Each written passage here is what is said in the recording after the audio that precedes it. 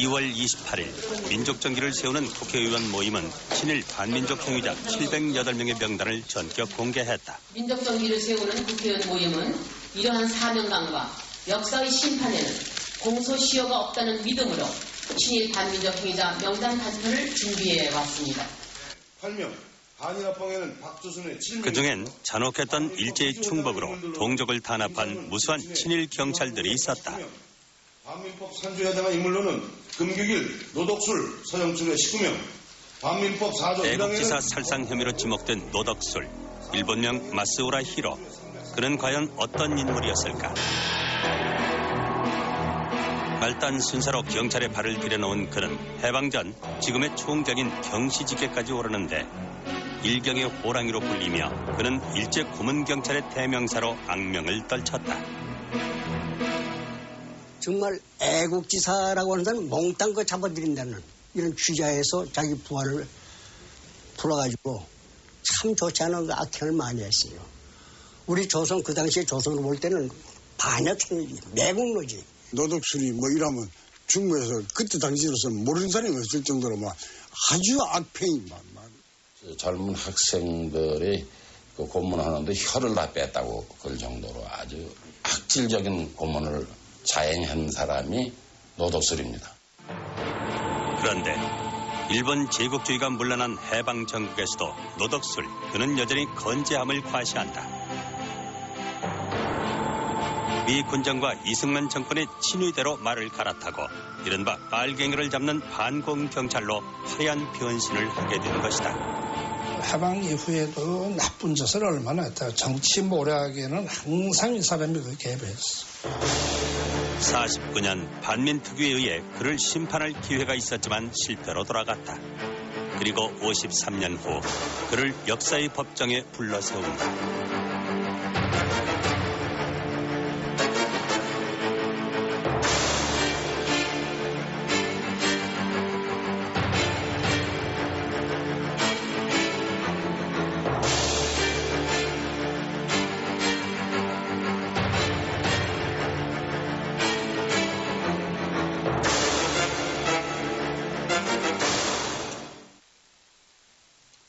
(48년 1월) 서울 중부서 2층 조사실에서 20대 청년 한 명이 혹독한 문초를 받고 있었다. 이름은 임화, 본명 박성근. 그 며칠 전 수도경찰청장 장택상이 출근길에 교환으로부터 저격을 받는 일이 벌어졌는데 임화는 그때 현장에서 체포된 범인이었다. 당시 수도청 수사과장이던 노덕술은 자신의 수장을 저격한 범인을 직접 문초하고 물고문 등 혹독한 고문을 지시한다. 그런데 고문 도중 뜻하지 않은 사고가 발생했다. 그 고문의 그 돈은 뭐 말할 수 없었겠죠. 그래서 이제 고문하다 죽어버렸어요, 이게. 피의자가. 그러니까는 이걸 다른 데다 갖다 묻던지 어떻게 그거 처분했으면은 이제 그게 발견이 안 됐을는지도 모르겠는데 이 사람들이 그때 수사관들이 이제 벼랑간 이제 보고를 하니까 빨리 치워라. 이제 수도청장한테 이제 이렇게 뭐 보고를 하고 그러니까 이제 노덕술 씨가 이제 현장에 나와서 치우려 했죠, 그게. 그래서 그럼 빨리 시체를 치워라. 낚시꾼도 이렇게 군약 둘러놓은 게 군데군데 있단 말이에요. 그러니까 이제 거기 차 가는 거예요. 차 돌려라. 그래서 이제 인덕에서 차를 돌려가지고 이제 중지도로 내려가지고는 이제 거기 가서 이렇게 보니까 어린데 발로다 이렇게 하니까는 이제 그 뚫리거든요. 그러니까 시체 가져와라 그래서 거기다 그냥 밀어넣어버렸어요. 그렇게 한강 얼음구멍에 사체를 유기한 이들은 마치 범인이 창문을 통해 도주한 것처럼 꾸미는데 그로부터 6개월 후 한강에 수장됐던 이 고문치사 사건의 진상이 수면 위로 떠올랐다. 경무부가 노덕술을 전격 구속하자 수도청은 그를 조직적으로 빼돌린 후 그가 도주한 것처럼 발표한다. 노덕술. 그는 일제 식민지하에서 경남 순사교습소를 마치고 말단 순사로 출발. 해방 당시 지금의 총경에 해당하는 경시지급까지 올랐던 조선인 경찰 8명 가운데 하나였다. 당시 소학교 2년중 때 학력에 일본인 상점의 급사 출신인 그가 일제에 중용된 이유는 어디에 있었을까? 그 당시에 조선 사람으로 경시라고 하는 건 굉장한 겁니다. 지금 총경제 경감이 이 정도가 아니고 일본 사람 힘 있는 사람도 올라가기 어려운 그 자리에 한국 사람을 갖다가 배치했을 때는 다 이유가 있는 겁니다. 그 사람이 이뻐서가 아니라 수완 있는 사람 갖다가 앉혀놓고 격리하고 너 그 자리에 앉혀놓은 거는 한국 독립운동 애국지사라 자청하는 사람들 더 많이 잡아들여라. 이거 아닙니까? 이게 낚시밥이에요. 미끼예요, 이게. 해방 후 발간된 반민자 죄상기는 그가 이런 일제의 기대를 저버리지 않았음을 보여준다. 부산 동네경찰서 사법주임이던 노덕술은 1928년 부산 제2상업부에서 비밀 독서회를 조직, 반일 잡지를 내던 애국학생 9명을 색출 검거한다. 사법주임이었던 노덕술은 이 사건이 고등계 사무임에도 직접 나서서 이 모임의 회장인 김규직 등 2명을 잔혹한 고문으로 끝내 사망하게 하는데 젊은 학생들이 그 고문하는데 혀를 다 뺐다고 그럴 정도로 아주 악질적인 고문을 자행한 사람이 노덕술입니다. 노덕술로부터 모진 고문을 당했던 김규직은 결국 이듬해 2월 20살 나이에 부산 형무소에서 생을 마감하게 된다. 어느덧 8수를 넘긴 그의 노이동수는 그때를 생생히 기억했다. 그래 이마 동네 아이마 난리 벅사가 났죠. 학생들 딱 이런데 엄마는 기서 가서 돌팔매질로 다 하고 묘가 있었는데 6.25 나고 8.15 전장이 일어났지게 엄마가 자식도 없는 거죠. 놔두면 뭐 하겠노. 그래 또 매로 없애서요. 그러고 나서 너무 엄중하고 자꾸 조사가 오고 오느냐 엄마가 막 탁채막 없는 걸 해라. 없는 걸 하고 조사 보내고 아버지는 화병으로서 3년만 돌아가시고 그러고 나 이마 집아 이마 수라장이 되대요. 같은 조선인 경찰의 고문에 희생된 김규직. 그러나 그 희생의 대가는 70여 년의 세월이 흐른 지난 96년 뒤늦게 추서된 훈장 하나였다. 그 후 노덕술은 동네서에서 통영서로 소속을 옮기게 되는데 이곳에 와서도 노덕술 그가 한 일은 애국지사들을 색출 고문하는 것이었다. 당시 경남 통영은 일제 개항이 돼 일본인들의 왕래도 잦고 그만큼 일제 경찰의 활동도 활발했던 곳이다. 32년 통영서 사법주임이던 노덕술은 반일단체 ML당원인 김재학을 검거한다. 그는 해방 후 재헌의원이 되는 통영의 애국지사였다. 노덕술의 고문은 일본인 경찰보다 더 잔혹했다. 하여간 통영에서 우국청년들이 잡혀가지고 제일 많이 고문을 한 사람들이 허기비, 노덕술이, 환경부 이런 사람들이 한국 행사로서 한국 사람으로서 우리나라 청년들을 갖다 몹시 괴롭혔다는 얘기는 있지만도 들어가면 뭐 물고문하고 전기고문하고 뭐 그냥 반좀 죽이버리죠 뭐. 노덕술. 그는 애국지사들을 탄압한 대가로 승승장구하게 되는데 37년 당시 조선인 총독부 직원록을 보면 양조경찰서에 있던 그가 그때 이미 지금의 경정에 해당하는 경부의 자리에 있었음을 알 수 있다. 마스우라 히로로 창시 개명한 노덕술은 일제의 총애를 한 몸에 받았다고 한다. 노덕술 씨가 그 재주가 있어가지고요. 일본 노래 같은 거 그런 거를 잘합니다. 술 자석을 잘 어울립니다. 그 사람이. 예. 일본 노래 잘했어요. 예. 그래서 더군다나 더 그 일본 사람들한테 참 인기가 있었지. 하판낙은 노덕술과 같은 시기에 반민특위에 체포됐던 인물이다.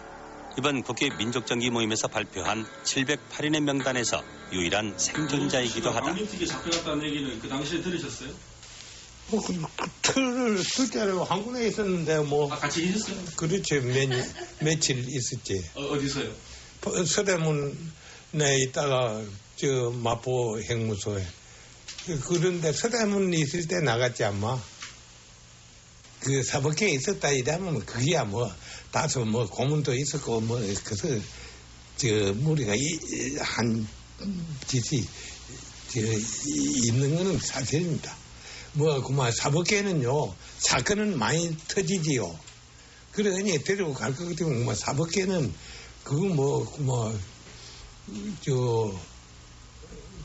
그거 맹수들 아닙니까? 그러니까 우리 고등계하고 사법계하고 전혀 딴판입니다. 노덕술은 이후 개성경찰서, 경성 종로서를 거쳐 40년대 평남 보안과장에 부임하는데 일제의 식민지 지배가 막바지로 치닫던 그 시절 그는 경의선 열차를 무대로 다시 한번 일제의 충복으로서 그의 진면목을 보여준다.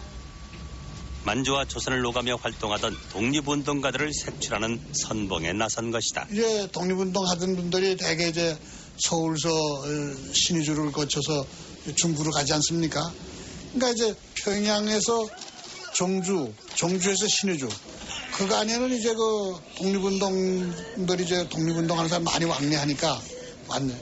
그걸 이제 색출하고 하는 것이 이제 그런 걸 하는 거죠. 그래서 노덕술이 그때부터는 그 악명이 높았어요. 조국이 가장 암울했던 시절 동족의 피를 제물로 입신양명을 귀한 고문경찰 노덕술. 그는 당연히 해방을 맞은 조국에서 가장 먼저 심판을 받아야 할 사람 중 하나였다.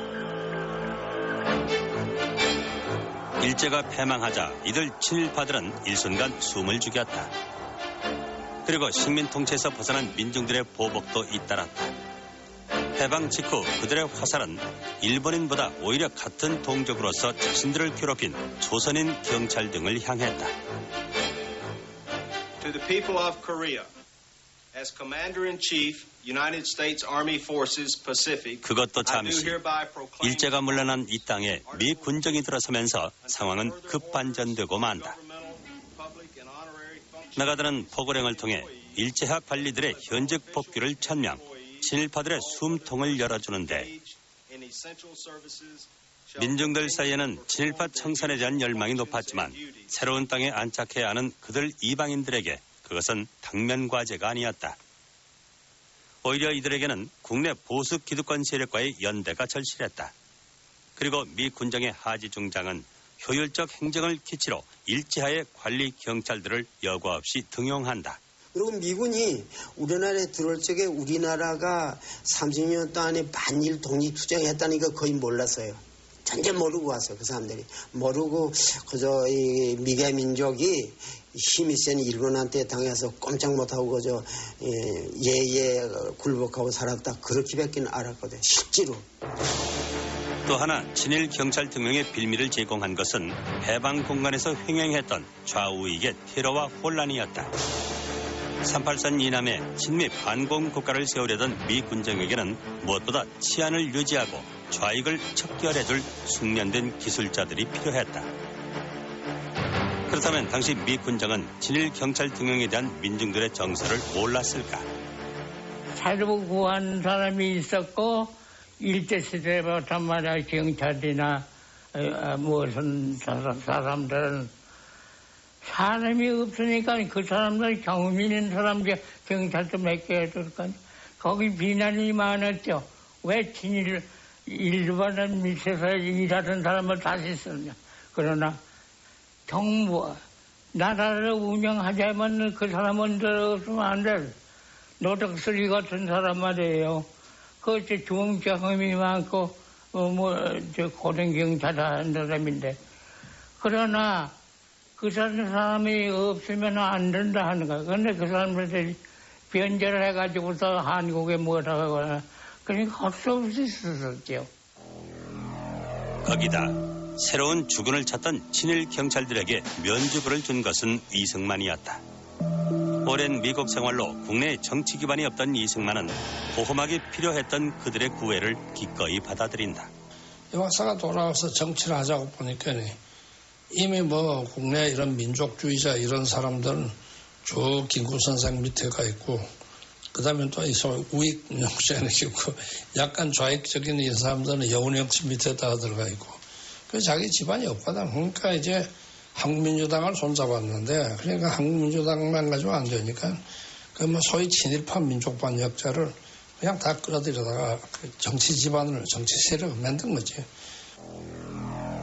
그래서 새로운 시대가 열렸지만 미 군정하의 경찰은 이들 친일 경찰들로 채워졌다. 치안의 두 축인 경무부장 조병옥, 수도경찰청장 창택상, 이들은 수사 기술자가 필요하다며 도덕수를 비롯한 일경 출신들을 대거 중용한다. 직업적 친일이 아닌 생계를 위한 친일은 문제될 것이 없다는 것이 경무부장 조병옥의 주장이었다. 이때 조병옥에 맞서 친일 경찰의 등용을 반대했던 이는 경무부 수사국장 최능진이었다. 네. 새로운 경찰, 깨끗한 경찰, 또 일제시대에 흠이 없는 경찰로서 새로 출발해야 되지 않느냐. 인재가 모자라면 새로 인재를 못 자. 경험이 필요 있는 게 아니다 말이에요. 양심이 필요 있고 민족 정기가 필요 있는 거 아니냐 하는 것을 항상 강조하는 얘기죠. 독립운동가 출신의 최능진은 국립경찰이 친일경찰의 피난처가 됐다며 조병옥과 맞선다. 그러자 46년 12월 조병옥은 그에게 사퇴를 종용하고 최능진은 끝내 자리에서 물러나고 만다. 시간이 흘러가면서 조병옥하고 맞질 않았어요. 그 맞지 않은 가장 근본 이유는 조병옥은 완전히 정치경찰 행정을 했거든. 최능진은 그러지 않았어요. 그러니까 이제 그런 점에서 그 둘 사이가 나빴다는 거는 그 세간의 완전히 돈 얘기죠.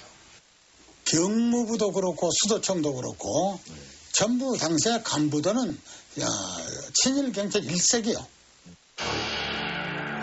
실제로 46년 11월 미 군정하에서의 경찰 간부의 비율을 보면 관구장의 63%, 총경의 83% 등 경사 이상 간부의 80%가 일제 경찰 출신으로 그들이 다시 무대 전면으로 부활했음을 알 수 있다.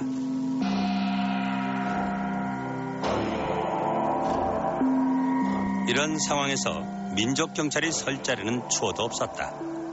전봉덕, 노덕술, 최연 등 일본 제국주의의 협력, 경시까지 올랐던 이들이 다시 경찰 조직의 수뇌부로 부상하게 된다.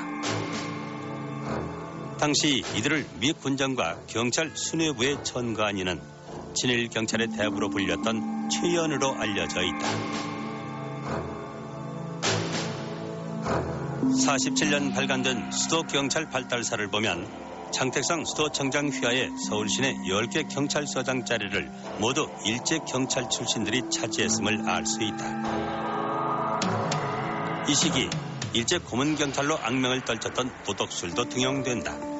명분은 좌익을 척결할 수사진의 강화였다. 당시 경찰은 그의 등용을 놓고 활용점정의 격이라며 그에 대한 기대감을 나타냈는데 수도청 수사과장으로 옷을 바꿔 입은 일제 고문경찰 노덕술은 반공경찰로 또다시 맹유를 떨치며 46년 전평주도의 철도 파업을 진두 진압한다. 이때 창택상이 한 말은 그의 중용 배경을 짐작해야 한다. 노덕술 씨가 그 현장에 있었습니다. 창택상 씨가 그때 말 타고 그냥 청장에 오더니 수도청장이야. 그러던 마다 노덕술 보고 손가락질하면서 뭐 하는 거냐 왜? 당신 몇이나 됐다고? 그 식으로 해놔 그 식으로. 그게 무슨 말씀이에요? 며칠이나? 일제시대에 네가 한국 사람들 잡아 취조하던 게 몇이나 됐는데 그걸 못하고 이 사람들 왜 그 식으로 해? 그 식으로 다뤄라 이거야. 빨리 공산당은 그 식으로 좀 다뤄서 밝혀내라. 그대로 손가락으로 치저더라고. 47년 트루먼 대통령 특사로 왔던 웨드마이어의 보고서는 당시 민심을 말해준다. 친일 경찰의 등용은 어쩔 수 없는 선택이었을까. 명목이 반공이지 실질적으로는 그 사람들 살려준 거지. 예, 살려준 거예요. 살려준 거라. 살려주는데 명목은 이 사람들이 있어 공산당을 잡는다. 그러니까 그 반공의 명목으로 그 사람들이 살아남은 거지. 48년 친일파 청산을 위한 반민특위가 결성되면서 노덕술 등 친일 경찰들은 최대의 위기를 맞게 된다. 반민법은 독립운동자 가족을 살상한 일제 경찰에게는 최고 사형을, 악질적 행위를 한 자들에 대해서는 10년 이상의 징역 등 형벌을 중하게 규정하고 있었다. 그런데 마침내 고문치사 사건 이후 잠적했던 노덕술이 체포된다. 반민특위 특경대 부대장으로 직접 검거에 나섰던 이병창은 당시의 상황을 생생하게 기억했다. 노덕술을 검거한 곳은 장충동의 한 주택가. 49년 1월 25일 아침의 일이었다고 한다. 기다리고 있었어요. 그래서 이제 대개 8시 새벽에서 그렇죠. 그러니까 1월 25일 아침 7시에서 8시 사이. 배우 세력이 뒤에 숨어 있다가 우리가 자서 잡아준다. 그네들이 잡아준다 올라가서 우리를 막으려고 그랬거든. 그게 반민특위에서 와서 물러다 버렸어요. 당시 고문치사 사건의 주모자로 수배 중이던 노덕술은 어처구니 없게도 현직 경찰들의 호의를 받고 있었다고 한다. 봉투에 집차 같은 게 서 있었습니까? 집차 하나. 집차 하나. 어느 수 소속인지는 아세요? 수도청. 수도청. 수도청 수장 현직 형사들이 그 집차 안에 있었다고요? 고문치사 사건으로 도주 중이던 노덕술은 놀랍게도 권총까지 소지하고 있었다. 우리가 거기 권총을 먼저 빼놨어요. 문양해제를 먼저 했군요. 네. 그래 그 권총을 내가 가지고 있었고 그리고 그 다음에는 붙들려가지고 수갑을 안 채고 그대로 묶여서 왔어요. 다른 저항 같은 건 없었나요? 저항 없어요. 달려가는 게 노덕술의 검거. 그것은 자신의 친위 조직인 친일 세력들을 잡아들이던 반민특위를 못마땅하게 여겼던 이승만의 심경을 더욱 불편하게 했다. 국무회의에서 이승만은 되레 노덕술을 체포한 조사관과 지휘자를 체포, 의법 처리하라는 지시까지 내린다. 그런데 노덕술이 검거된 그 무렵 그가 주도한 또 다른 경악할 만한 사건이 터져나온다. 위기에 몰린 친일 세력과 친일 경찰들이 주동이 돼 테러리스트 백민태를 시켜 반민특위 간부들을 암살하려 했다는 것이다. 일제의 대표적인 고문 경찰이자 해방 이후 각종 정치 공작을 주도했던 노덕술의 공파는 세간의 이목을 집중시켰다.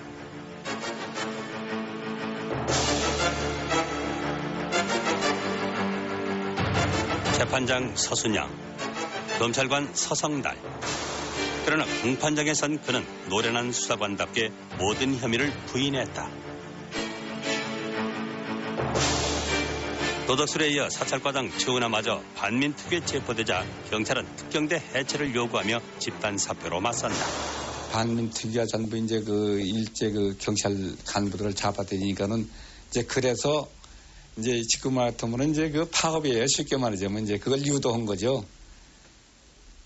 그런데 이제 누가 쓰라고 했나요? 그러니까 그 애들하니까 경무계 애들하니까 전부 이제 그 회의실에서 전부 다 용지를 내주고 이제 그 공식 이렇게 있어요.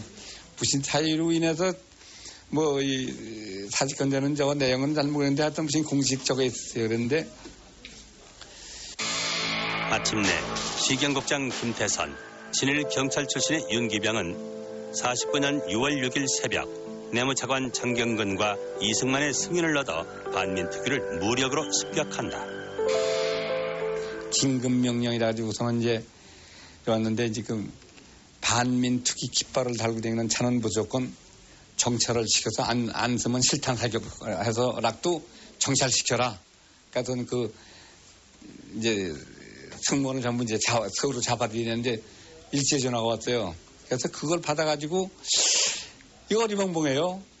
그때 저희 반민특위라면은 뭐 대단했습니다. 뭐 그냥 그 반민특위 이렇게 깃발을만 달면은 참 뭐 우리야 저거지만 그냥 그때 해당되는 사람들은 참 그냥 자지러질 정도로 다 이렇게 위세가 당당하고 뭐 그랬죠. 그런데 발행한 일조일 속에 이제 그게 그냥 뒤집혀버린 건데 이제 쿠데타가 난 것처럼 이렇게 해가지고선. 헌법기관인 반민특위가 경찰 조직에 의해 무장 해제당한 어처구니없는 이 사건은 이승만의 지시가 없었다면 처음부터 불가능한 일이었는데 친일파를 청산할 수 있었던 단 한 번의 기회는 이렇게 실패로 끝났다.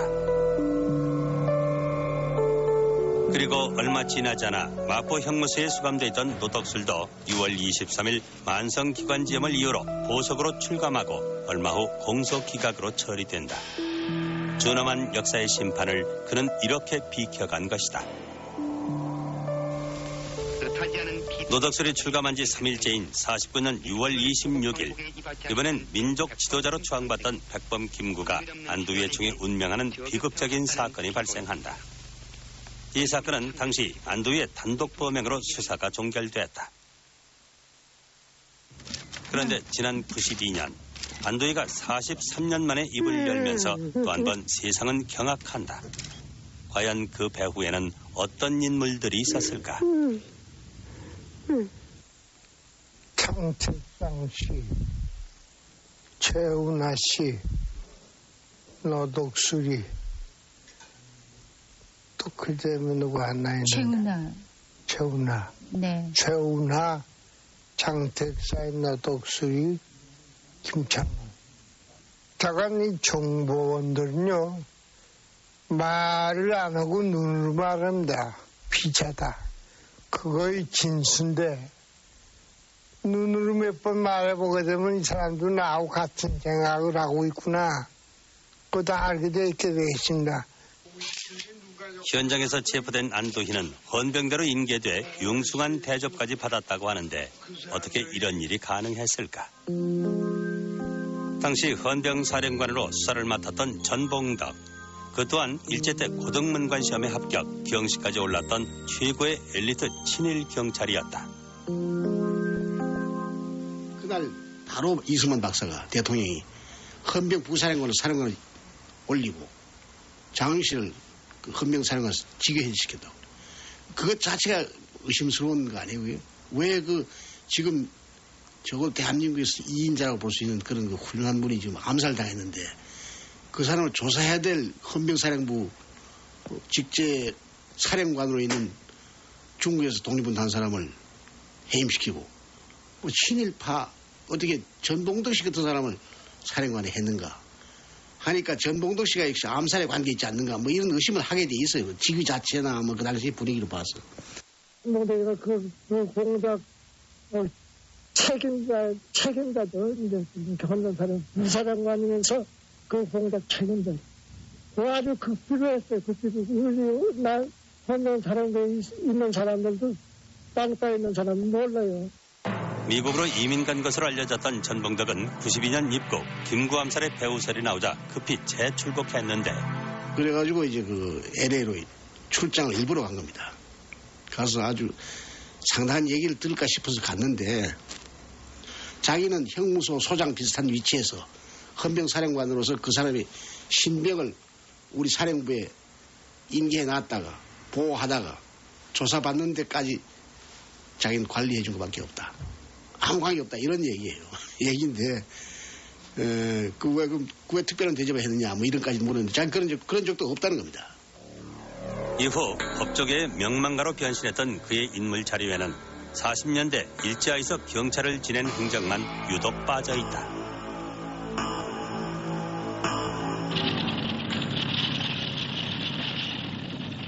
(52년) 이승만과 그의 친위대였던 친일 세력들은 전쟁의 보화 속에서도 정권 연장을 위한 가공할 사건들을 획책한다. 당시 국회는 임시수도 부산에 머물고 있었다. 그런데 재선을 앞둔 이승만은 국회 내에서 장면 총리를 지지하는 세력이 절대 다수를 차지하자 간접선거로는 재선에 실패할지 모른다는 두려움에 휩싸인다. 이런 대통령 어떻게 모시고 사냐. 또 뭐 이렇게 되니까 과거에 그 양반 민주주의 어쩌고 하지만 사실은 독재했다. 근데 이게 또 자꾸 이제 터져 나오는 거 아닙니까? 그리고 이제 국회 안에서는 이제 자목사 지지한다는 세력이 자꾸만 들어가는 게. 위기를 느낀 이승만은 특무대장 김창룡 등을 앞세워 부산 범일동 기지창고가 습격당하는 게릴라 침투 사건을 조작해낸다.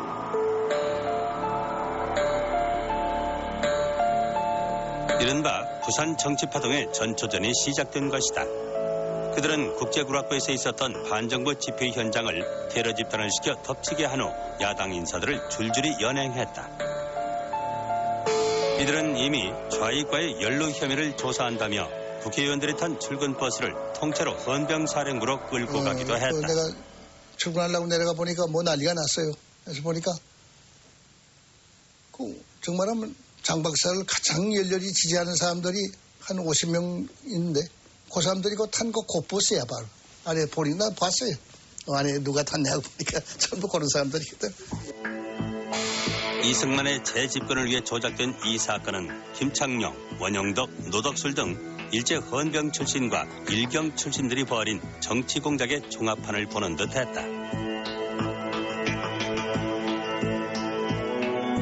이승만은 이렇게 국회의원들을 협박, 이른바 발췌 개헌안을 통과시킴으로써 52년 8월 재집권에 성공하게 된다. 내가 할 수만 있었으면 이 부산 정치파동의 불똥은 당시 장면 총리의 비서실장인 선호정원에게까지 미친다. 천하의 반공검사를 빨갱이로 모는 국제공산당 사건의 음모를 피해 일본으로 망명했던 그는 4.19 후인 60년 9월에야 귀국하게 되는데 귀국 직후 뜻밖의 노덕술이 선호정원을 찾아왔다고 한다. 이때 노덕술의 나이는 61세. 당신이 내 집에 웬일이요? 초라한 행색에 약간 다리를 절뚝거리며 나타난 그는 보자기를 풀어 주섬주섬 서류 뭉치를 꺼내놓는데 그것은 다름 아닌 당시 정치공작 세력들이 작성한 국제공산당 사건 관련 문건이었다. 홍택기가 꾸민 것입니다. 그때 그 조작할 때는 이력을 했을 겁니다. 안 했겠어요? 부산 거기에 또 그만한 책임자리 있다 하면 부산에서 이루어진 일인데 헌병대 안에서 또 내부에서 이루어진 데 안 했겠어요? 근데 그 사이 마치 그건 제쳐놓고 이거 홍택기라고 하는 사람이 이렇게 나쁜 짓을 했다. 그러니까 그놈을 잡아 없애는 것이 선우 선생이 제일 먼저 해야 될 일이요. 정말 그렇게 생각하고 맞겠어요? 그런데 뜻밖의 반응에 노덕술은 몹시 당황했다고 한다. 그래서 내가 이렇게 돌아간 것만 해도 이게 천우신조인데 누굴 지금 죽이고 어쩌고 한다고 말이야. 이것도 하나의 인연이니까 그러지 말고 홍택기 씨 만나면은 우리 손잡고 같이 일하자고 얘기하라고. 나 그런 생각 조금도 없다 말이야. 이렇게 어디서 땀을 쫙 흘려요 그 자리에서. 나도 깜짝 놀랐어요. 왜 저 사람 저거 땀을 저렇게. 그러니까 이제 그 뜻밖의 아마 아마 답변을 들은 모양이야. 그래서 깜짝 놀래가지고 그랬는지. 일제의 고문 경찰로 독재 정권의 친위대로 권력을 쫓았던 노덕술. 그는 서울 15CID 대장으로 있던 55년 독직 사건으로 구속, 헌병 중령으로 군복을 벗었다고 하는데 이후 그의 행적은 세간에 알려진 것이 별로 없다. 그가 태어난 울산시 장생포. 이곳엔 아직도 노덕술을 아는 사람이 적지 않은데 그가 태어났다는 생가에는 흠쩍벌드는 이가 살고 있었다. 안녕하세요. 생가가 어딘지 아십니까? 그래 여기로 그래. 여기에요? 여기서 태어나셨어요? 여기서 말씀 듣더라 보이 말이야. 애는 때 나갔다 거거든. 예. 나가서 경찰 부청장을 있었는가? 아버지가 참 하는 말이 이라더라 삼촌요. 투사를 너무 잘해가지고 그래 자꾸 이렇게 계급이 올라갔다 해. 저 사람이 그걸 어떻다 하고 하면 얼굴만 봐도 알고 그만큼 수사에는 잘하더란다. 이 집의 안주인은 친정아버지가 좋은 집안이라고 서두르는 바람에 시집을 오게 됐다고 한다. 보신 기억 납니까 얼굴을? 아니요, 못 봤습니다. 만나본 적 없으시고. 근데 그때 국회의원 나온다고 우리 큰 집에 좌우에 장시포 살았는데 국회의원 나왔는데 왔었는데 보니까 돌아 앉아가 이래 있는데 키도 좀 자그만 해비고 얼굴이 똥똥하고 막 여기 이매가 막 홀랑 민다고 찍더라고. 난 뒷모습 받고 못 봤다. 노덕술의 생가는 큰 인물이 난 터로 알려졌다는데 놀라운 것은 그가 국회의원 출마까지 했다는 사실이었다.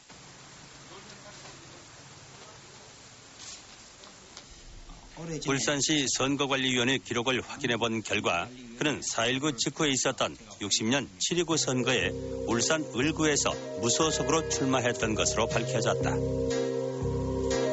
노덕술은 총 1744표를 얻어 8명 후보 중 6등으로 낙선했다. 때는 마침 4.19 직후 그는 과거 전력 때문에 고향에서조차 표를 얻지 못했다고 한다.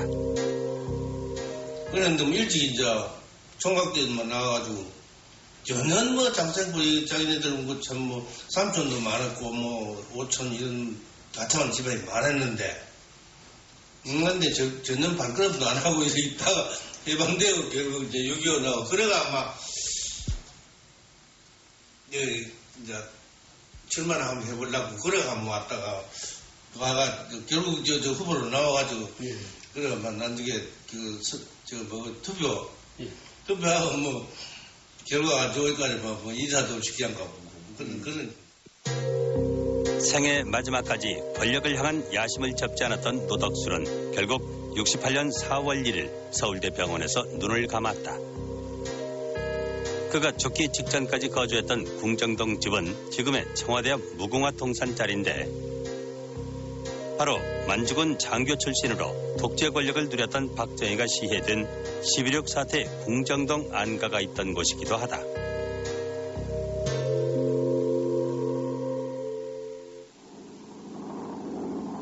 그렇다면 우리와 마찬가지로 일본 제국주의의 최대 피해자라고 할 수 있는 중국은 어떠했는가? 일제가 중국 땅을 공략하면서 중국에서도 일본에 협력하는 무리들이 나타난다. 그 대표적인 인물 중 한 사람은 만주국의 푸이다. 그리고 또 한 사람은 난징 괴뢰정부의 주석 왕징웨이였다. 원래 왕징웨이는 장제스의 국민정부에서 추앙받는 인물이었으나 이후 변절 40년 추종자들을 이끌고 난징의 괴뢰정부를 세운다. 당시 일본에서는 그를 초청해 대대적으로 환영하는 행사를 벌이기도 했다.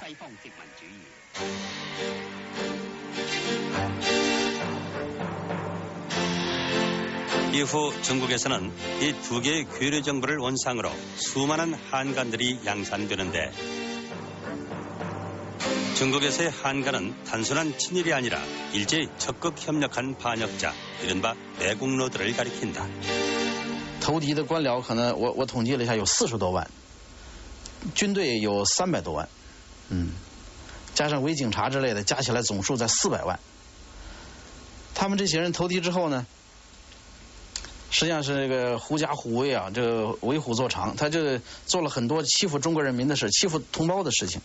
你比方说，协助这个日本军队维持治安，他所谓的维持治安就是像镇压人民、镇压中国人。 对中国人和中国军队进行扫荡，进行扫荡，进行残杀。所以这个如果说没有汉奸的这个协助，日本人侵略中国，他不可能取得那么大的成功。而且这个日本侵略中国的时间啊，就是被中国人打敗的时间不可能延续那么长，啊，他在中国的侵略不可能延续那么长。 일본 제국주의가 물러나자 중국은 우리와는 전혀 다른 선택을 한다. 그들도 장제스의 국민당과 마오쩌둥의 공산당이 국공 내전을 치르면서 좌우 대립의 혼란을 겪었다. 그러나 일본의 패전 직후 일제히 협력했던 민족 반역자 한간을 처단하는 일만은 국민당과 공산당이 크게 다르지 않았다. 국민정부의 한간 처리는 그들의 점령지에서 법이 규정한 기준과 사법적 절차를 통해 이루어졌다.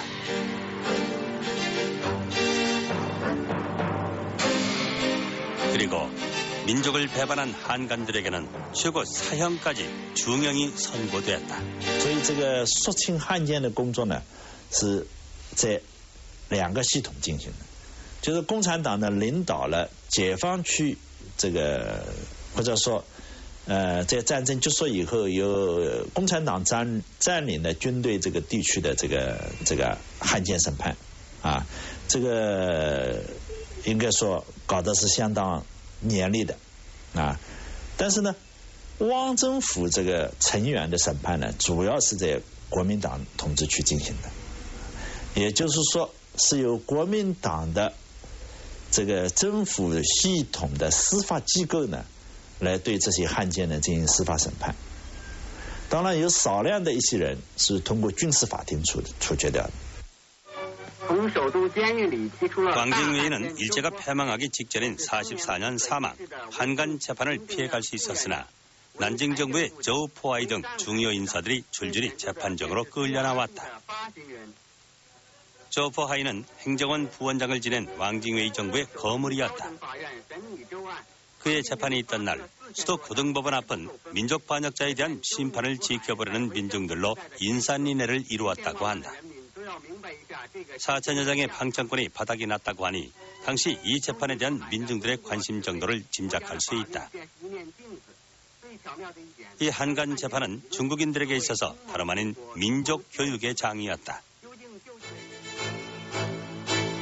중국에서의 한간 재판은 3년 동안이나 계속되는데 국민당 점령지에서의 처리 건수만 4만 5천 건, 형이 확정된 수가 15,000건에 달했고 사형 집행도 350건이 넘었다.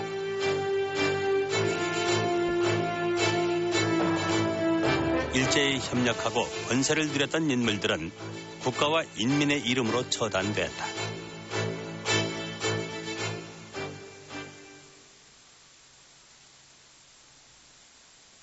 베이징에서 만난 위펑 자매. 그들도 한간의 총에 아버지를 잃었다고 한다.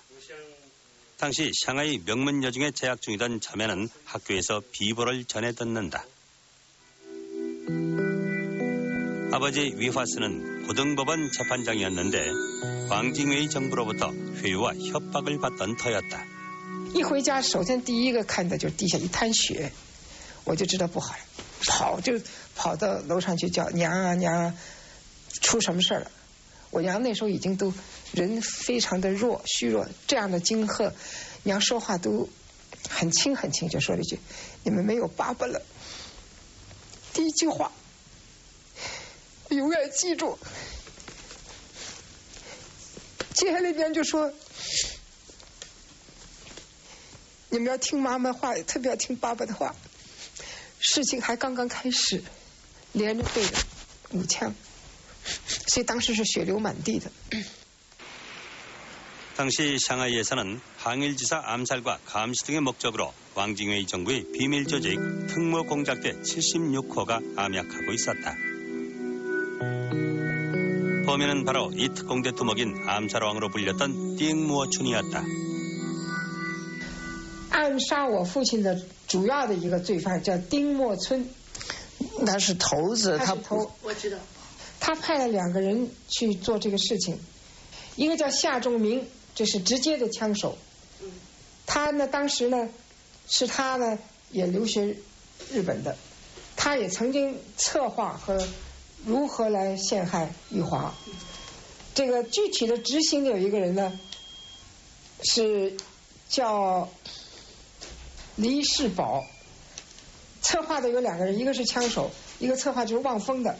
夏仲明也判了死刑，其他的有一个判6年的，还有一个大概是判了4年。从个人的角度，您认为现在能不能原谅他们？能不能？不能原谅，永远不能原谅他们的罪行。就是不可原谅。不可原谅，绝对不可原谅，绝对不能原谅。但是从我那个同代的人，我的同学、我的朋友，知道我们家这个事情，他们一个共同的一个感觉，就说什么呢？就说汉奸没有好下场，这是。 一个定论，这是一个真理，这是人人都应该懂得的最起码的做人的道理。汉奸是不会有好下场的，这个在我们中国历史上，我觉得是这样的。 동북지방에서는 주로 이 지역을 점령한 마오쩌둥의 공산당에 의해 한간에 대한 대대적인 처단이 이루어졌다. 만주는 30년대 동북 항일연군이 활동하던 무대로 중국 공산당의 항일투쟁의 근거지가 됐던 곳이었다. 공산당은 국민당의 한간 처리 조례에 더해 나름대로의 기준을 만들어 한간을 처리했다. 이들의 한간 처리는 국민당에 비해 엄격했고 일관됐다. 特别是那些为日本死心塌地服务，并且对国家和老百姓犯下了滔天罪行的人，不进行镇压，不诛与平民愤。他们在日本统治时期曾经作威作福，抗战胜利了，不应该让他们享受，应该让他们看到人民的力量，看到国家的力量。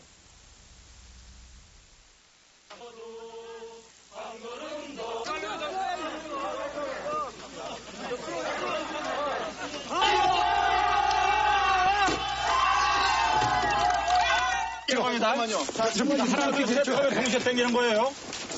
자, 하나. 친일파 청산을 제때 하지 못한 우리는 반세기가 넘도록 그 역사적 멍에에서 오늘도 자유스럽지 못하다.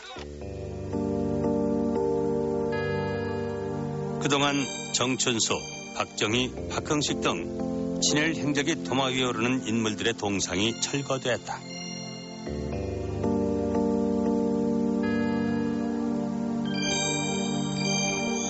그리고 민간단체에서 친일 인명사전을 만들려는 움직임이 있으나 국가 차원의 단절은 이루어지지 않았다.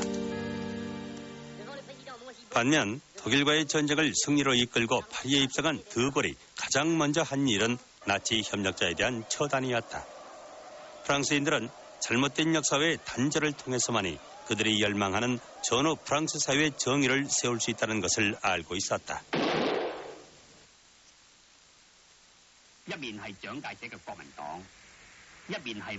중국에서의 한간 처벌은 민중들이 국가 지도자의 정통성을 평가하는 척도로 작용할 만큼 중대사였다.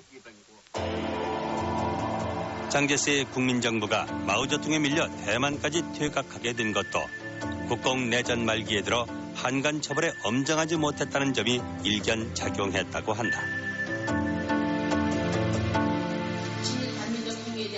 그런데 이 땅에서는 반민족 행위자 명단 발표를 놓고도 일부의 저항이 만만치 않다.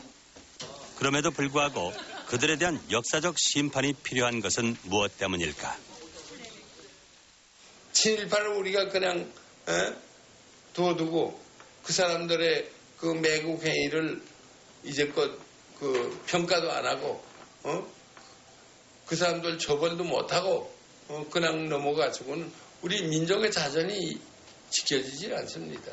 요 다음에 다시 우리 민족의 위기가 왔을 때 누구로 독립운동을 하고 누구로 나라를 위해서 목숨을 바칠 사람이 어디 있어요?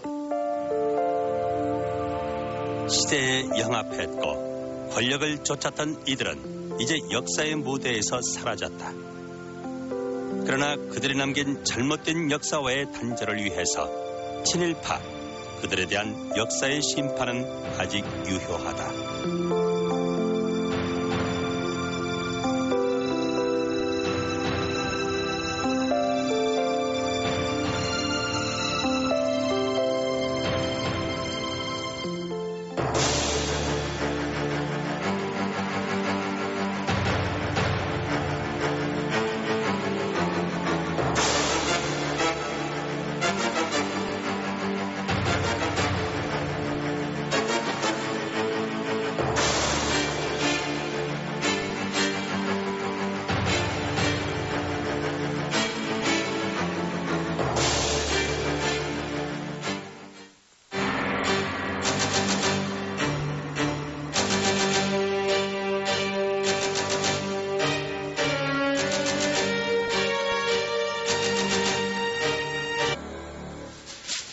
당시 수도청 수사과장이던 노덕술은 자신의 수장을 저격한 범인을 직접 문초하고 물고문 등 혹독한 고문을 지시한다.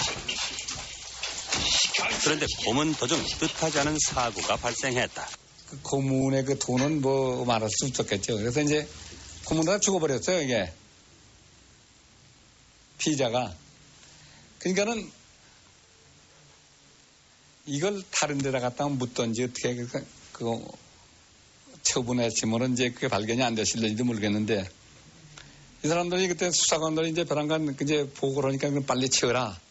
이제 수도청장한테 이제 이렇게 뭐 보고를 하고 그러니까 이제 노덕수 씨가 이제 현장에 나와서 치우려 했죠, 그래. 그래서 그냥 빨리 시체를 치워라. 낚시꾼도 이렇게 군약 둘러놓은 게 군데군데 있단 말이에요. 그러니까 이제 거기 차 가는 거예요. 차 돌려라.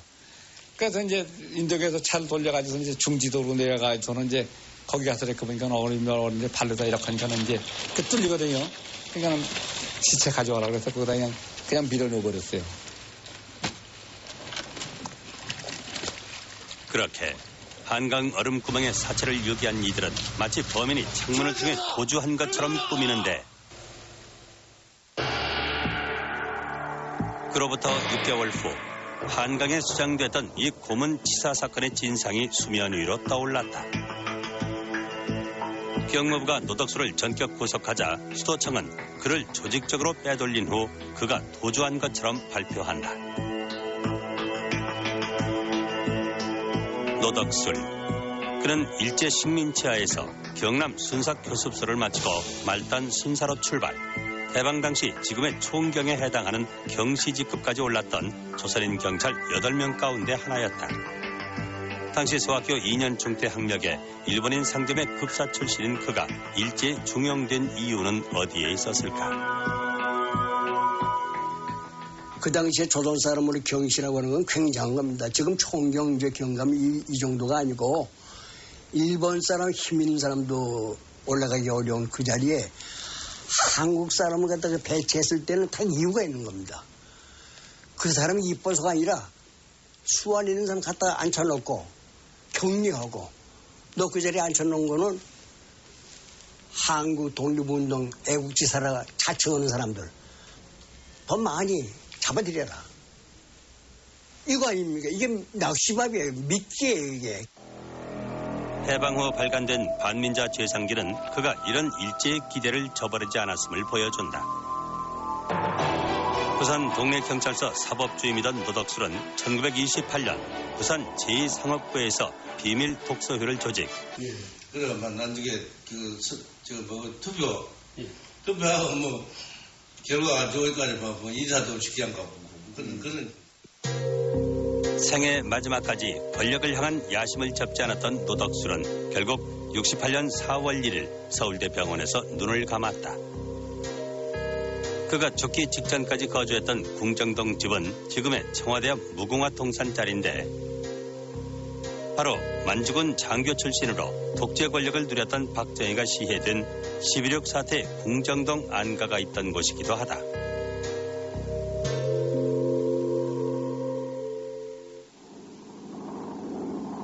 그렇다면 우리와 마찬가지로 일본 제국주의의 최대 피해자라고 할 수 있는 중국은 어떠했는가? 일제가 중국 땅을 공략하면서 중국에서도 일본에 협력하는 무리들이 나타난다. 그 대표적인 인물 중 한 사람은 만주국의 푸이다. 그리고 또 한 사람은 난징 괴뢰정부의 주석 왕징웨이였다. 원래 왕징웨이는 장제스의 국민정부에서 추앙받는 인물이었으나 이후 변절 40년 추종자들을 이끌고 난징의 괴뢰정부를 세운다. 당시 일본에서는 그를 초청해 대대적으로 환영하는 행사를 벌이기도 했다.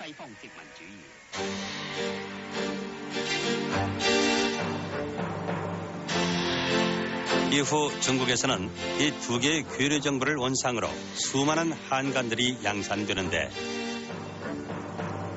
중국에서의 한간은 단순한 친일이 아니라 일제에 적극 협력한 반역자, 이른바 매국노들을 가리킨다. 投敌的官僚可能我统计了一下有40多万，军队有300多万，加上伪警察之类的，加起来总数在400万。他们这些人投敌之后呢，实际上是这个狐假虎威啊，这个为虎作伥，他这个做了很多欺负中国人民的事，欺负同胞的事情。你比方说协助这个日本军队维持治安，他所谓的维持治安就是镇压人民、镇压中国人，对中国人和中国军队进行扫荡，进行扫荡、进行残杀。所以这个如果说没有汉奸的这个协助，日本人侵略中国，他不可能取得那么大的成功。而且这个日本侵略中国的时间啊，就是被中国人打败的时间不可能延续那么长，他在中国的侵略不可能延续那么长。 일본 제국주의가 물러나자 중국은 우리와는 전혀 다른 선택을 한다. 그들도 장제스의 국민당과 마오쩌둥의 공산당이 국공 내전을 치르면서 좌우 대립의 혼란을 겪었다. 특사로 왔던 웨드마여의 보고서는 당시 민심을 말해준다. 친일 경찰의 등용은 어쩔 수 없는 선택이었을까? 명목이 반공이지 실질적으로는 그 사람들 살려준 거지. 살려준 거예요. 살려준 거라. 살려주는데 명목은 이 사람들이 있어 공산당을 잡는다. 이게 그 반공의 명목으로 그 사람들이 살아남은 거지. 48년 친일파 청산을 위한 반민특위가 결성되면서 노덕술 등 친일 경찰들은 최대의 위기를 맞게 된다. 반민법은 독립운동자 가족을 살상한 일제 경찰에게는 최고 사형을, 악질적 행위를 한 자들에 대해서는 10년 이상의 징역 등 형벌을 중하게 규정하고 있었다. 그런데 마침내 고문치사 사건 이후 잠적했던 노덕술이 체포된다. 반민특위 특경대 부대장으로 직접 검거에 나섰던 이병창은 당시의 상황을 생생하게 기억했다. 노덕술을 검거한 곳은 장충동의 한 주택가. 49년 1월 25일 아침의 일이었다고 한다. 기다리고 있었어요. 그래서 이제 대개 8시 새벽에서 그렇죠. 그러니까 1월 25일 아침 7시에서 8시 사이. 해운 세력이 뒤에 숨어 있다가 우리가 자서 잡아준다. 그네들이 잡아준다 올라가서 우리를 막으려고 그랬거든. 그게 반민특위에서 와서 물러다 버렸어. 당시 고문치사 사건의 주모자로 수배 중이던 노덕술은 어처구니 없게도 현직 경찰들의 호의를 받고 있었다고 한다. 봉투에 집차 같은 게 서 있었습니까? 집차 하나. 집차 하나. 어느 소속인지는 아세요? 수도청. 수도청. 수도주 수성 현직 형사들이 그 집차 안에 있었다고요? 고문치사 사건으로 도주 중이던 노덕술은 놀랍게도 권총까지 소지하고 있었다. 우리가 거기 권총을 먼저 빼놨어. 무장해제를 먼저 했군요. 네. 그래 그 권총을 내가 가지고 있었고 그리고 그 다음에는 붙들려가지고 수갑을 안 차고 그대로 묶여서 왔어요. 다른 저항 같은 건 없었나요? 저항 없어. 달려만은 없어요. 노덕술의 검거. 그것은 자신의 친위 조직인 친일 세력들을 잡아들이던 반민특위를 못마땅하게 여겼던 이승만의 심경을 더욱 불편하게 했다. 국무회의에서 이승만은 되레 노덕술을 체포한 조사관과 지휘자를 체포, 의법 처리하라는 지시까지 내린다.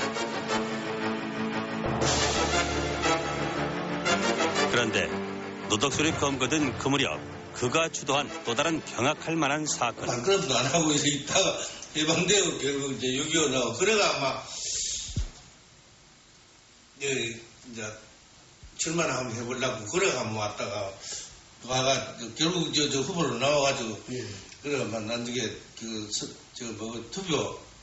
투표하고 뭐 결과가 좋을까지 뭐 인사도 쉽게 한가 보고 그런.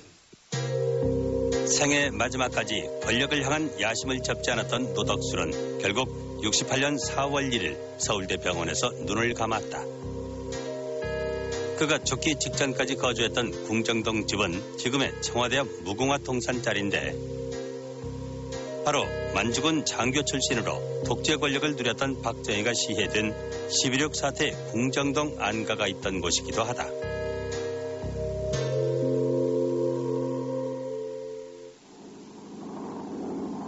그렇다면 우리와 마찬가지로 일본 제국주의의 최대 피해자라고 할 수 있는 중국은 어떠했는가? 일제가 중국 땅을 공략하면서 중국에서도 일본에 협력하는 무리들이 나타난다. 그 대표적인 인물 중 한 사람은 만주국의 푸이다. 그리고 또 한 사람은 난징 괴뢰정부의 주석 왕징웨이였다. 원래 왕징웨이는 장제스의 국민정부에서 추앙받는 인물이었으나 이후 변절 40년 추종자들을 이끌고 난징의 괴뢰정부를 세운다. 당시 일본에서는 그를 초청해 대대적으로 환영하는 행사를 벌이기도 했다.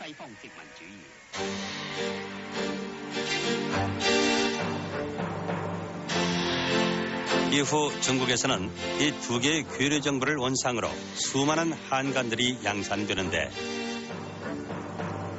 중국에서의 한간은 단순한 친일이 아니라 일제히 적극 협력한 반역자, 이른바 매국노들을 가리킨다. 投敌的官僚可能我统计了一下有40多万，军队有300多万，加上伪警察之类的，加起来总数在400万。他们这些人投敌之后呢，实际上是这个狐假虎威啊，这个为虎作伥，他就做了很多欺负中国人民的事，欺负同胞的事情。你比方说，协助这个日本军队维持治安，他所谓的维持治安就是要镇压人民，镇压中国人。对中国人和中国军队进行扫荡，进行扫荡，进行残杀。所以这个如果说没有汉奸的这个协助，日本人侵略中国，他不可能取得那么大的成功。而且这个日本侵略中国的时间啊，就是被中国人打败的时间不可能延续那么长，他在中国的侵略不可能延续那么长。 일본 제국주의가 물러나자 물론은 금격일, 노덕술, 서영춘의 19명, 반민법 4조 애국지사 살상 혐의로 지목된 노덕술, 일본명 마스우라 히로. 그는 과연 어떤 인물이었을까? 말단 순사로 경찰에 발을 들여놓은 그는 해방 전 지금의 총경인 경시지계까지 오르는데 일경의 호랑이로 불리며 그는 일제 고문경찰의 대명사로 악명을 떨쳤다. 정말 애국지사라고 하는 사람은 몽땅 거 잡아들인다는 이런 취자에서 자기 부하를 불러가지고 참 좋지 않은 그 악행을 많이 했어요. 우리 조선 그 당시에 조선으로 볼 때는 반역행위지, 매국노지. 노덕술이 뭐 이러면 중국에서 그때 당시로서는 모르는 사람이 없을 정도로 막 아주 악행이 젊은 학생들이 그 고문하는데 혀를 다 뺐다고 그럴 정도로 아주 악질적인 고문을 자행한 사람이 노덕술입니다. 그런데 일본 제국주의가 물러난 해방 전국에서도 노덕술, 그는 여전히 건재함을 과시한다. 미 군정과 이승만 정권의 친위대로 말을 갈아타고 이른바 빨갱이를 잡는 반공경찰로 화려한 변신을 하게 된 것이다. 해방 이후에도 나쁜 짓을 얼마나 했다. 정치 모략에는 항상 이 사람이 그 개입했어. 49년 반민특위에 의해 그를 심판할 기회가 있었지만 실패로 돌아갔다. 그리고 53년 후 그를 역사의 법정에 불러세운다.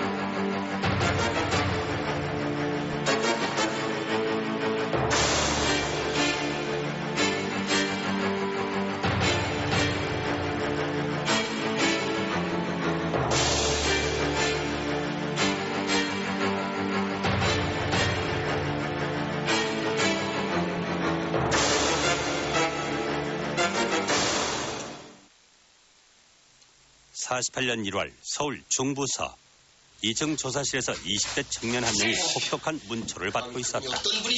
이름은 임화, 본명 박성근. 그 며칠 전 수도경찰청장 장택상이 출근길에 규환으로부터 저격을 받는 일이 벌어졌는데 임화는 그때 현장에서 체포된 범인이었다. 당시 수도청 수사과장이던 노덕술은 자신의 수장을 저격한 범인을 직접 문초하고 물고문 등 혹독한 고문을 지시한다. 그런데 고문 도중 뜻하지 않은 사고가 발생했다. 그 고문의 그 돈은 뭐 말할 수 없었겠죠. 그래서 이제 고문을 다 죽어버렸어요, 이게. 피의자가. 그러니까는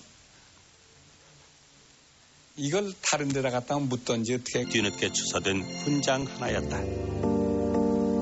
그 후 노덕술은 동네서에서 통영서로 소속을 옮기게 되는데 이곳에 와서도 노덕술 그가 한 일은 애국지사들을 색출 고문하는 것이었다. 당시 경남 통영은 일제 개항이 돼 일본인들의 왕래도 잦고 그만큼 일제 경찰의 활동도 활발했던 곳이다. 32년 통영서 사법주임이던 노덕술은 반일단체 ML당원인 김재학을 검거한다. 그는 해방 후 재헌 의원이 되는 통영의 애국지사였다. 노덕술의 고문은 일본인 경찰보다 더 잔혹했다.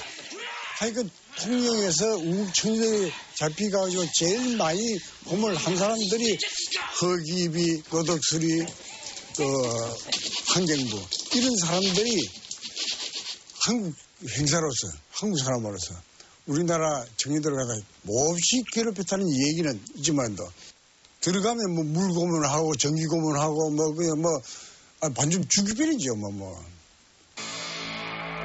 노덕술. 그는 애국지사들을 탄압한 대가로 승승장구하게 되는데 37년 당시 조선인 총독부 직원록을 보면 양주경찰서에 있던 그가 그때 이미 지금의 경정에 해당하는 경부의 자리에 있었음을 알 수 있다. 마스우라 히로로 창씨 겸행한 노덕술은 일제의 총애를 한 몸에 받았다고 한다. 노덕술 씨가 그 재주가 있어가지고요. 일본 노래 같은 거 그런 거를 잘합니다. 술 자석을 잘 어울립니다. 그 사람이. 예. 일본 노래를 잘했어요? 예. 그래서 더군다나 더 그 일본 사람들한테 참 인기가 있었지. 화판락은 노덕술과 같은 시기에 반민특위에 체포됐던 인물이다. 이번 국회 민족정기 모임에서 발표한 708인의 명단에서 유일한 생존자이기도 하다. 반민특위에 잡혀갔다는 얘기는 그 당시에 들으셨어요? 그때는 한국에 있었는데 뭐. 같이 있었어요? 그렇지. 며칠 있었지. 어디서요? 서대문에 있다가 저 마포 행무소에. 그런데 서대문 있을 때 나갔지 아마. 그 사법계에 있었다 이러면 그게야 뭐 다소 뭐 고문도 있었고 뭐 그래서 저 무리가 한 짓이 있는 거는 사실입니다. 뭐 그만 사법계는요 사건은 많이 터지지요. 그러니 데리고 갈 것 같으면 뭐 사법계는 그거 그거 맹수들 아닙니까? 그러니까 우리 고등계하고 사법계하고 전혀 抗战胜利了，不应该让他们享受，应该让他们看到人民的力量，看到国家的力量。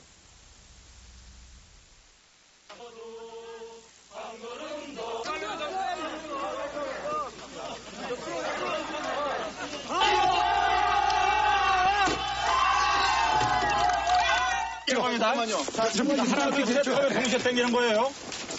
자, 하나. 친일파 청산을 제때 하지 못한 우리는 반세기가 넘도록 그 역사적 멍에에서 오늘도 자유스럽지 못하다. 그동안 정춘수, 박정희, 박흥식 등 친일 행적이 도마 위에 오르는 인물들의 동상이 철거됐다.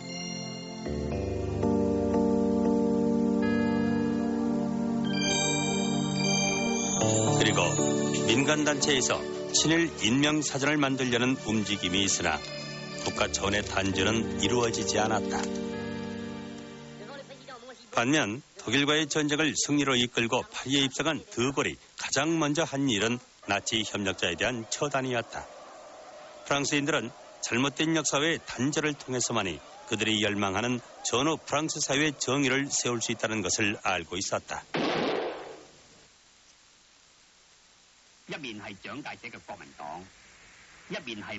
중국에서의 한간 처벌은 민중들이 국가 지도자의 정통성을 평가하는 척도로 작용할 만큼 중대사였다.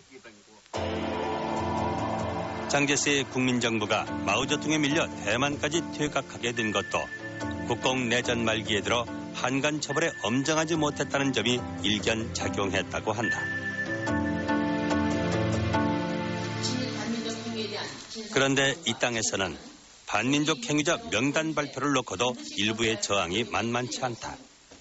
그럼에도 불구하고 그들에 대한 역사적 심판이 필요한 것은 무엇 때문일까? 친일파를 우리가 그냥 둬두고 그 사람들의 그 매국 행위를 이제껏 그 평가도 안 하고 그 사람들 처벌도 못하고 그냥 넘어가지고는 우리 민족의 자존이 지켜지지 않습니다.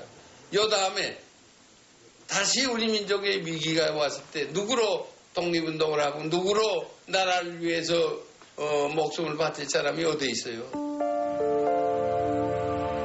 시대에 영합했고 권력을 쫓았던 이들은 이제 역사의 무대에서 사라졌다. 그러나 그들이 남긴 잘못된 역사와의 단절을 위해서 친일파, 그들에 대한 역사의 심판은 아직 유효하다. 근데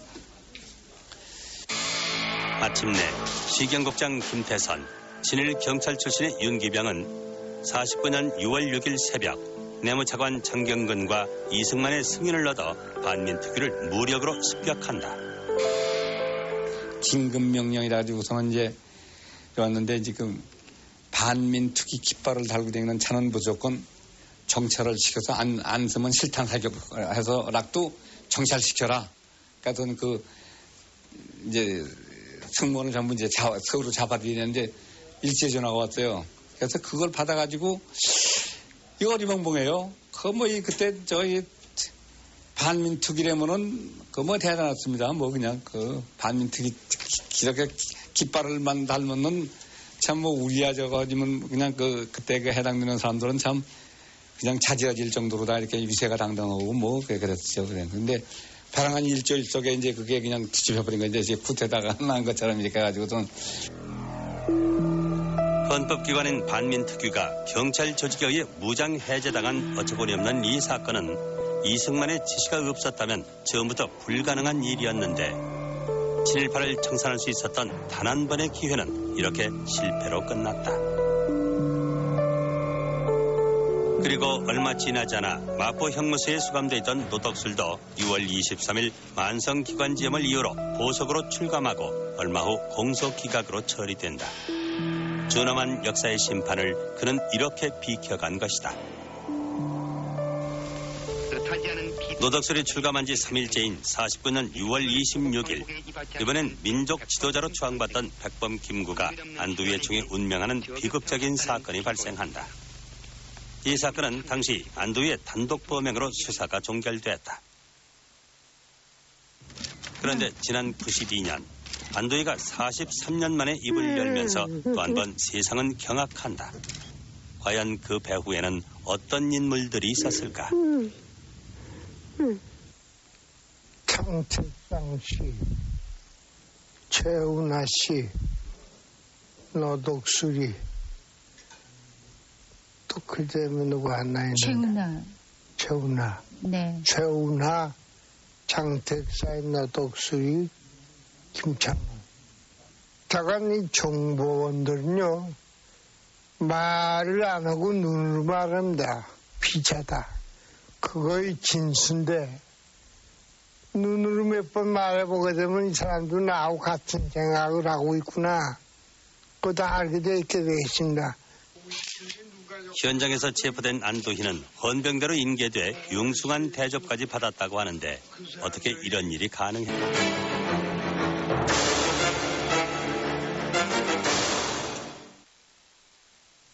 48년 1월 서울 중부서 2층 조사실에서 20대 청년 한 명이 혹독한 문초를 받고 있었다. 이름은 임화, 본명 박성근.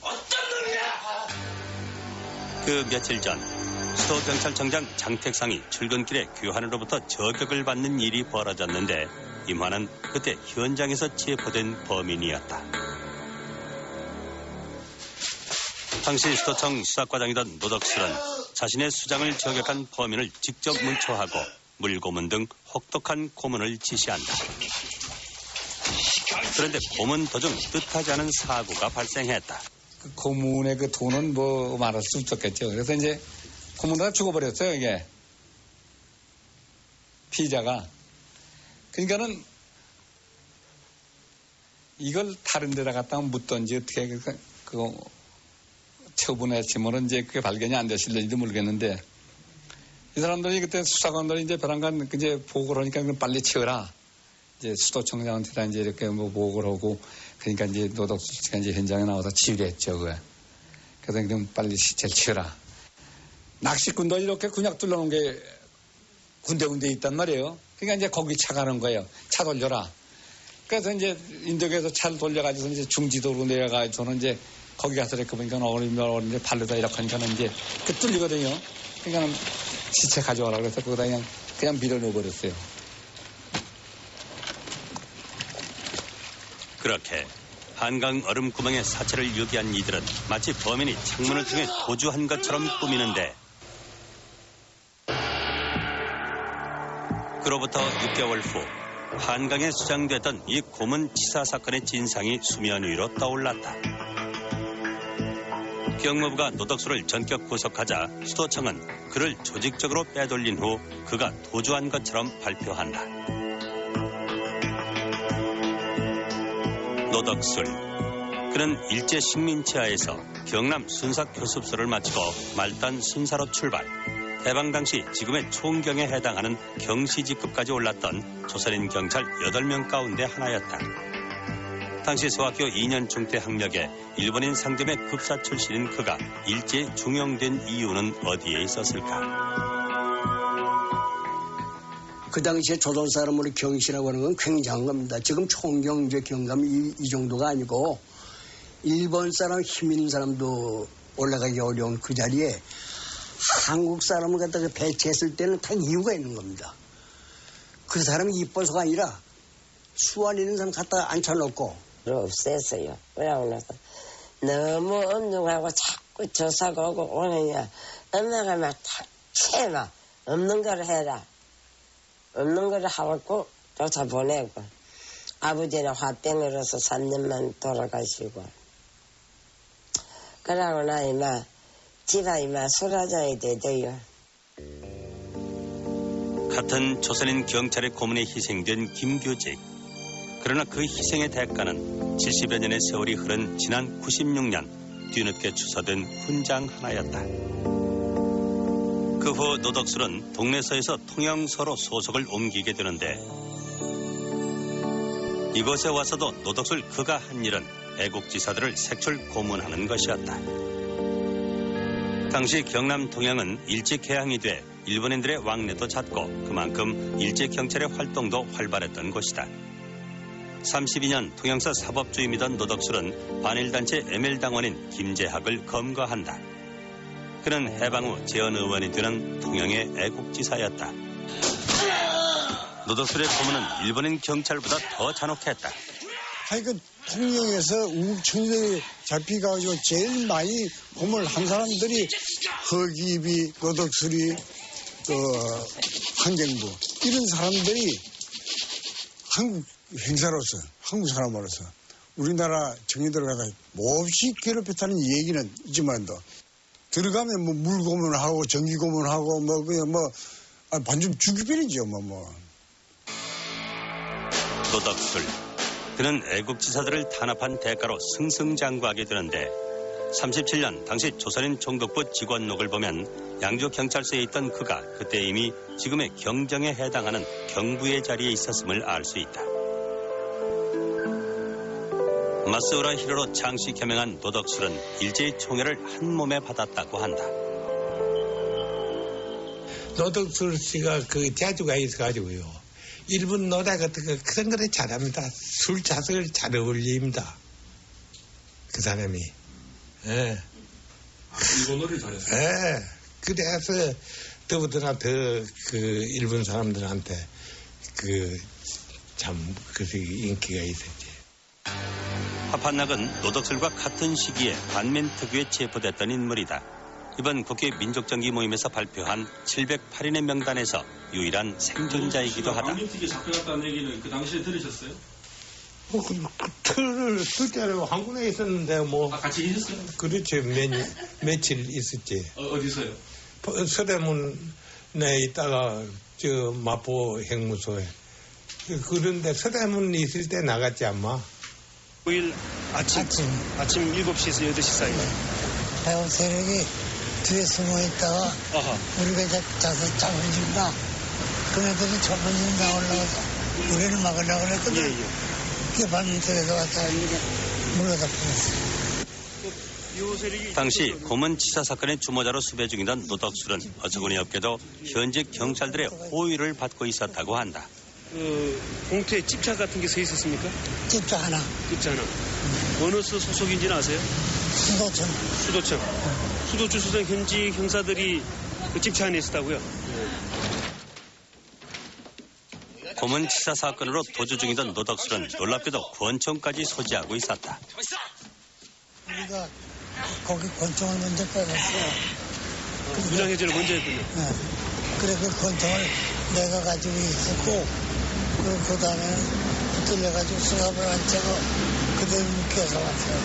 다른 저항 같은 건 없었나요? 저항 없어. 달려가는 노덕술의 검거. 그것은 자신의 친위 조직인 친일 세력들을 잡아들이던 반민특위를 못마땅하게 여겼던 이승만의 심경을 더욱 불편하게 했다. 국무회의에서 이승만은 되레 노덕술을 체포한 조사관과 지휘자를 체포, 의법 처리하라는 지시까지 내린다. 그런데 노덕술이 검거된 그 무렵 그가 주도한 또 다른 경악할 만한 사건이 터져나온다. 위기에 몰린 친일 세력과 친일 경찰들이 주동이 돼 테러리스트 백민투를 시켜 반민특위 간부들을 암살하려 했다는 것이다. 일제의 대표적인 고문 경찰이자 해방 이후 각종 정치 공작을 주도했던 노덕술의 공판은 세간의 이목을 집중시켰다.